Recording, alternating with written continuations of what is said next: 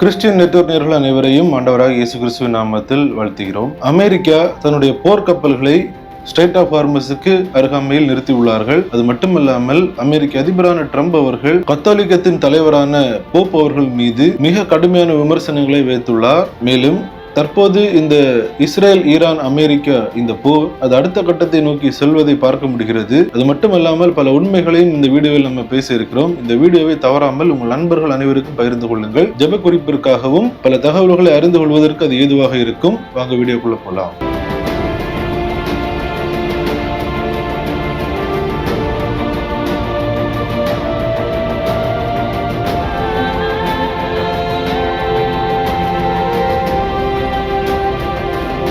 நம்ம எல்லாருமே பார்த்திருந்தோம், அமெரிக்கா மற்றும் ஈரான் இடையே ஒரு சீஸ்ஃபயர் ஏற்பட்டது. அதாவது தற்காலிகமாக ஒரு போர் நிறுத்த ஒப்பந்தம் ஒன்று ஏற்பட்டது. இதன் காரணமாக 12 நாட்களுக்கு இந்த போர் நிறுத்தம் அமலாகிறது என்று கூறப்பட்டது. இந்நிலையில் நிரந்தர போர் நிறுத்தத்திற்கான அந்த பேச்சுவார்த்தை பாகிஸ்தானில் வைத்து நடைபெற்றது. இதில் அமெரிக்காவின் சார்பில் துணை அதிபரே அங்கு கலந்து கொண்டார். கிட்டத்தட்ட 21 மணி நேரம் நடைபெற்ற அந்த பேச்சுவார்த்தை மிகப்பெரிய ஒரு தோல்வியில் முடிவடைந்தது. இது ஒரு கெட்ட செய்தி என்று கூறிவிட்டு ஜே.டி. வான்ஸ் அவர்கள் கடந்து சென்றார்.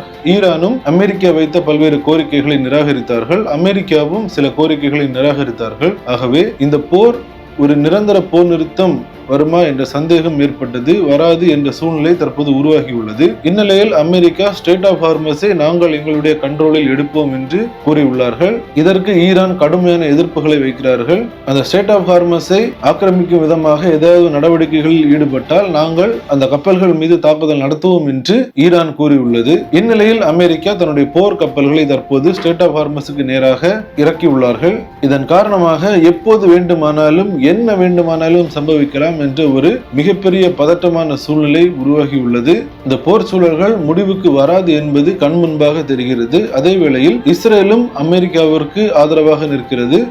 மேலும் இஸ்ரேல் லெபனானில் உள்ள ஹெஸ்புல்லா என்ற அந்த தீவிரவாதிகள் மீது கடுமையான தாக்குதல்களை நடத்தி வருகிறார்கள். இந்த சூழ்நிலையில் அமெரிக்க அதிபரான ட்ரம்ப் அவர்கள் கத்தோலிக்கத்தின் தலைவரான போப் அவர்கள் மீது மிக கடுமையான விமர்சனங்களை வைக்கிறார். போப் அவர்கள் கடந்த சில நாட்களாகவே பேசும் காரியங்கள், அவர் எடுக்கும் நிலைப்பாடுகள், இவை அனைத்திற்கும் ஆதரவுகளும் எதிர்வினைகளும் வந்து கொண்டே இருந்தது. இந்நிலையில் அமெரிக்காவின் அதிபரே போப் அவர்களை விமர்சித்துள்ளார். அவர் என்ன கூறியுள்ளார் என்றால், போப் லியோ அவர்கள் குற்றங்களை கட்டுப்படுத்துவதில் மிகவும் பலவீனமாக உள்ளார். அது மட்டுமல்ல, வெளிநாட்டு கொள்கைகளில் அவர் மிகவும் மோசமான ஒரு நபர் என்று மிக பகிரங்கமான ஒரு குற்றச்சாட்டை போப் அவர்கள் மீது வைக்கிறார். மேலும் பல விவகாரங்களை அவர் கூறுகிறார். குறிப்பாக அவர் அதில் என்ன கூறுகிறார் என்றால், ஈரான் அணு ஆயுதம் பெறுவது சரி என்று நினைக்கும் ஒரு போப்பை நான் விரும்பவில்லை என்று கூறுகிறார். மேலும் அமெரிக்கா வெனிசுலாவை தாக்கியது தவறு என்று கூறும் ஒரு போப்பை நான் விரும்பவில்லை. அந்த வெனிசுலா நாடு பெருமளவில் போதைப் பொருட்களை அமெரிக்காவுக்கு உள்ளாக அனுப்பி கொண்டிருந்தார்கள்.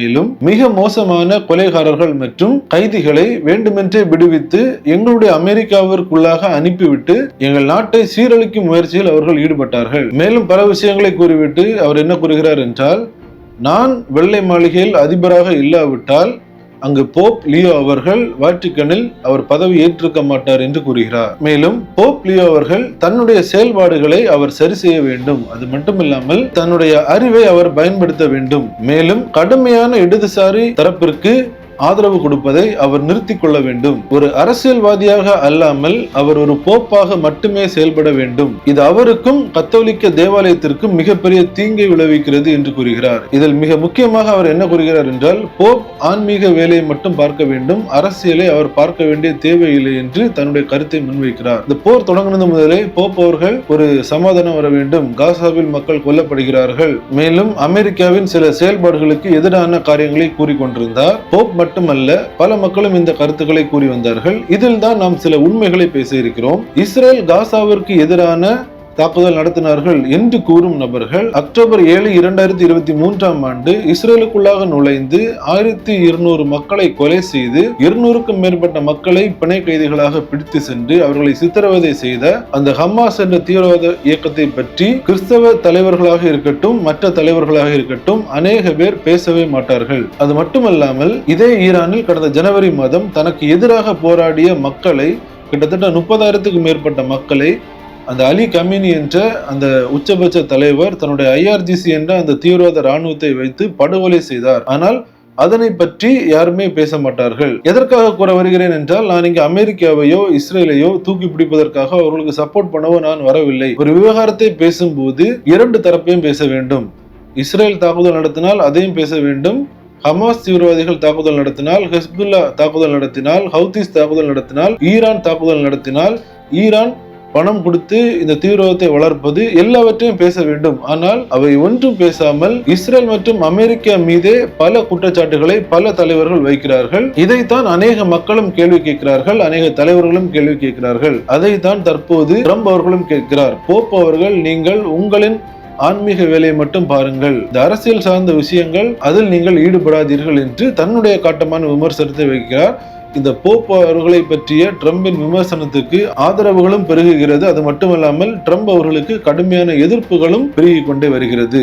இந்த நிலையில் ஈரானுக்கு எதிராக ஸ்டேட் ஆஃப் ஹார்மஸில் அமெரிக்கா எடுக்கும் நடவடிக்கைகளில் நாங்கள் இணைய மாட்டோம் என்று யூகே தங்களுடைய அறிவிப்பை வெளியிட்டுள்ளார்கள். மேலும் சைனா ஈரானுக்கு ஆயுதங்களை வழங்குவதாக தகவல்களும் வெளியிட்டுள்ளது. மேலும் அமெரிக்க அதிபரான ட்ரம்ப் அவர்கள் நாட்டோ நாடுகள் தன்னை கைவிட்டு விட்டார்கள் என்றும் அவர்கள் மீது மிகப்பெரிய ஒரு அதிருப்தியில் இருப்பதையும் பார்க்க முடிகிறது. இனிவரும் சமயங்களில் எப்போது வேண்டுமானாலும் என்ன வேண்டுமானாலும் சம்பவிக்கலாம் என்ற ஒரு சூழ்நிலை உருவாகி உள்ளது.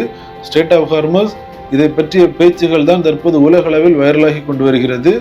இந்த வீடியோவை பார்க்க நாம் எல்லாரும் இனியும் ஒரு போர் சூழல்கள் ஏற்படாமல் இருக்கும்படியாக கண்டிப்பாக ஜெபிக்க வேண்டும். போர் ஏற்பட்டால் அப்பாவி மக்களின் உயிர்கள் தான் பாதிக்கப்படும். அநேக உயிர்கள் பறிபோய்விட்டது. இன்னும் இப்படிப்பட்ட சூழ்நிலைகள் வரக்கூடாது. மக்கள் மிகப்பெரிய அளவில் பாதிக்கப்படுவார்கள். இது நடைபெறாமல் இருக்கும்படியாக நாம் ஜெபித்துக் கொள்வோம். ஒரு சமாதானமான சூழ்நிலைகள் வர வேண்டும். இந்த போரினால் பாதிக்கப்பட்ட மக்களின் பாதுகாப்பிற்காக ஜெபித்துக் கொள்வோம். இந்த தகவலை தவறாமல் உங்கள் நண்பர்களுக்கும் பகிர்ந்து கொள்ளுங்கள். அவர்களும் இதனை பார்த்து ஜெபிப்பதற்கு அது ஏதுவாக இருக்கும். மீண்டும் இன்னொரு அப்டேட்டில் உங்களை சந்திக்கிறேன். தேவன் தாமே நம் அனைவரையும் ஆசீர்வதிப்பாராக. ஆமென்.